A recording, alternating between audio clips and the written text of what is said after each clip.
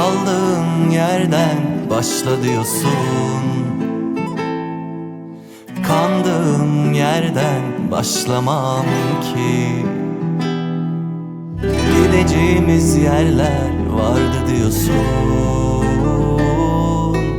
Göreceğimiz bir şey kalmadı ki. Canımı yakma, öyle hoyrat değilim artık. Yaşım da var, derdim de var, gücüm yok. Canımı yakma,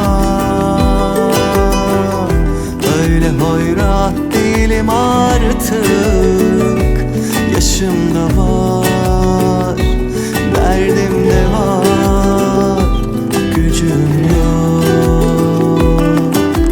Geriye dönüp ayrılık örüp bizi de üzüp durma. Geriye dönüp kadere sövüp bizi de üzüp durma.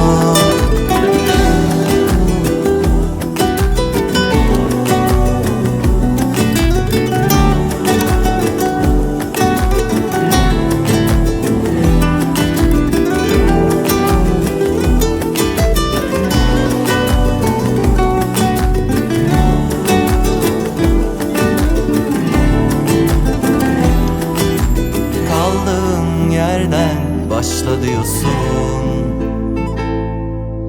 Kandığım yerden başlamam ki. Gideceğimiz yerler vardı diyorsun.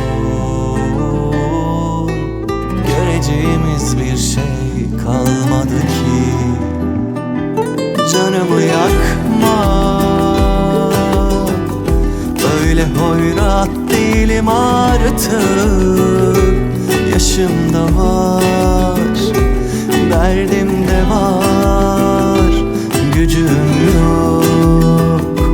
Canımı yakma, öyle hoyrat değilim artık.